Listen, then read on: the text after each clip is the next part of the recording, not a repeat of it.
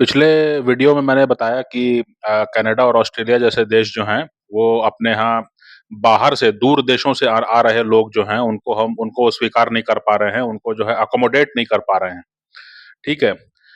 जो जो वीज़ा लेकर के आ रहे हैं और जो पढ़ाई के लिए आ रहे हैं और पढ़ाई के बाद जो है कुछ समय आपके यहाँ नौकरी करना चाहते हैं, आपके यहाँ वैसे भी आबादी कम है, तो उसके लिए जो है वो जो वहाँ पे आना चाह रहे हैं,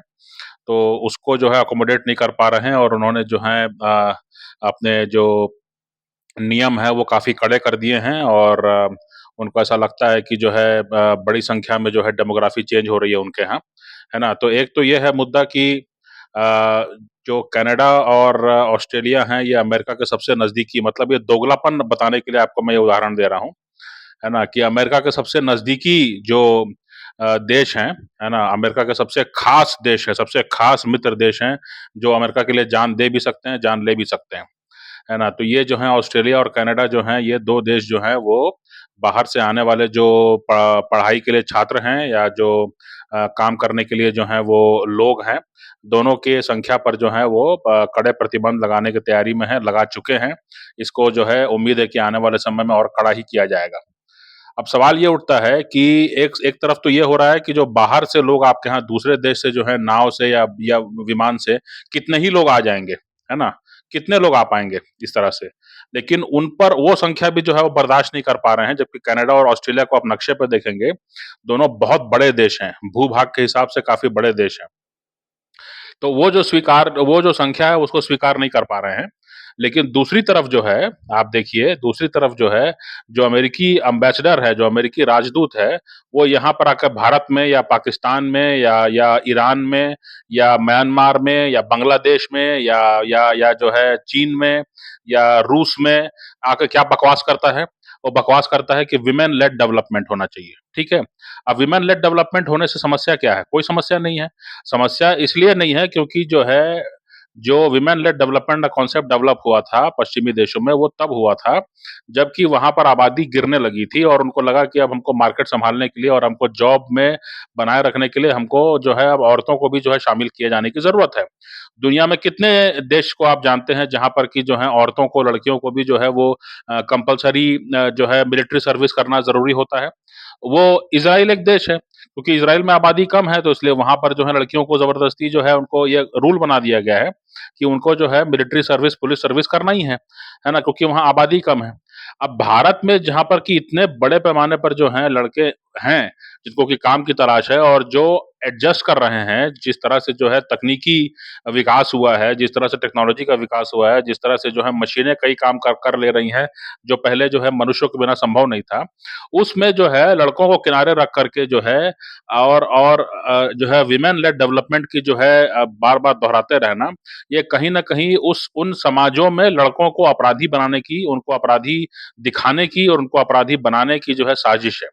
है ना? और इसकी तरफ इशारा करके वो कहेंगे कि भई ये तो अपराधी लोग होते हैं, ये यहाँ यहाँ तो अपराध ज़्यादा होते हैं, इसलिए हम इनको अपने देश में नहीं लाने देंगे। तो ये एक बहुत बड़ा षड्यंत्र है।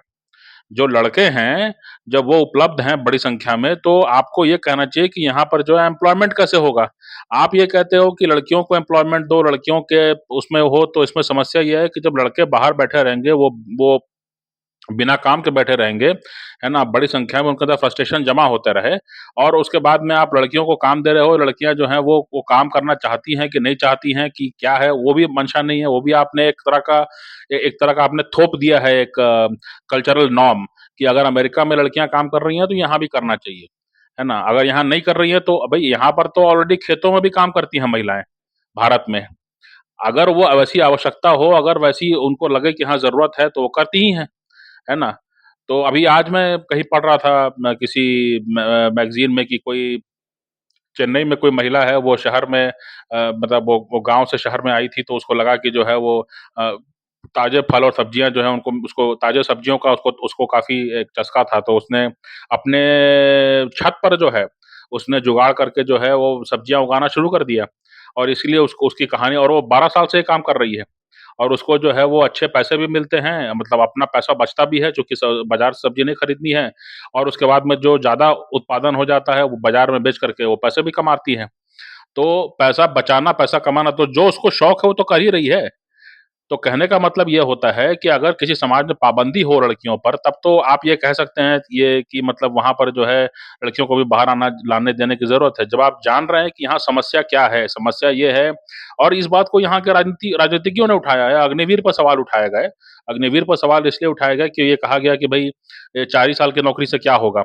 है ना? तो यहाँ पर जब लड़के बड़े पैमाने पर उपलब्ध हैं तो उनके उनके उनके एम्प्लॉयमेंट की बात ना करके और आप सिर्फ़ और सिर्फ़ जो है लड़कियों की बात एम्प्लॉयमेंट की बात कर रहे हैं और उनको जो है आप ज़बरदस्ती नेता बनाने की बात कर रहे हैं, है ना? इसका मतलब ये है कि आप चाहते हैं कि लड़के जो हैं वो बेरोज़गार हैं तो बेरोज़गार ही रहें और उसके बाद में जो है भारत सरकार पर दबाव बनाएँ आप कि जो है विकसित देश दिखने के लिए जो है लड़कियों के एम्प्लॉयमेंट के मामले पर जो है वो भारत अमेरिका के साथ जो है वो म ब प्रतिस्पर्धा में आए और अमेरिका के साथ प्रतिस्पर्धा क्या करनी है जब आपका पूरा मैन्युफैक्चरिंग जो है चला गया है चीन में। तो इसलिए जो है यहाँ पर इन चीज़ों को देखने समझने की ज़रूरत है कि जानबूझ करके जो है किसी आबादी में जो है पुरुष को जो है अपराधी बनाने की कोशिश हो रही है और उसको उसी आधार पर जो है हमेशा चिन्हित किया जाएगा। आगे, ये भी चालाकी है कि उसको अपने देश में नहीं आने देना है, तो क्यों नहीं आने देना है? क्योंकि भई इनका कल्चरल बड़ा दिक्कत है, ये तो अपराध करते रहते हैं, तो इस तरह का ये इनका लॉन्ग टर्म साजिश है। किसी को दबा करके, किसी को जो है किनारे करके जो है उसको पहले अपराधी बनाओ और उसके बाद में जो है उसको बार-बार जो है उसके चढ़ा दो उसके नाम पर कि हाँ, ये तो अपराधी है ना? तो ये बड़ी साजिश है ना? और इसके अलावा जो दूसरी बड़ी साजिश है, इसमें दूसरा एंगल भी देखना होगा। दूसरा एंगल ये है कि ये लोग जो हैं अब समझ चुके हैं कि डेमोग्राफ़ी बहुत तेज़ी से चेंज हो रही है और राजनीति और जो पैसा है, दोनों इनके हाथ से निकल रहा है। इसीलिए जो है मुझे पूरा शक है इस बात का, पूरा शक है इस बात का कि जो ग्लोबल साउथ कहलाता है, जो मध्यम और निम्न आय वर्ग के जो देश हैं, वहाँ से लोगों को अब स्वीकारना ये बंद कर देंगे और ये चाहते हैं कि रूस को हम इतना अस्थिर कर दें कि रूस जो है विखंडित हो जाए, टूट जाए, बिखर जाए और वहाँ के लोग जो हैं वो गोरे लोग हैं, वो ईसाई लोग हैं, वहाँ के लोग जो हैं उनको हम अपने यहाँ स्वीकारें, उनको उनको जो है नौकरियाँ दें और जिससे कि हमारा डेमोग्राफिक परिवर्तन जो है उसको हम किसी तरह से वापस रिवर्स कर सकें, है ना? ये बिल्कुल जो है उसी लाइन पे जा रही है बात। है ना? उसी लाइन पे जा रही है बात। नहीं तो और कोई कारण नहीं होना चाहिए कि आप 2 साल, 2.5 साल जो है रूस के पीछे पड़े रहें कि भई और शांति वार्ता की बात सिर्फ़ मोदी कर रहे हैं और यूक्रेन के राष्ट्रपति कमेंट कर रहे हैं कि मोदी जी ज़्यादा शांति की बात कर रहे हैं, पुतिन से ज़्यादा शांति की बात तो मोदी जी कर रहे हैं। ये तो खुद ही बोल रहे हैं ज़ेलेंस्की अपने पत्रकारों के साथ जब बैठे थे तो।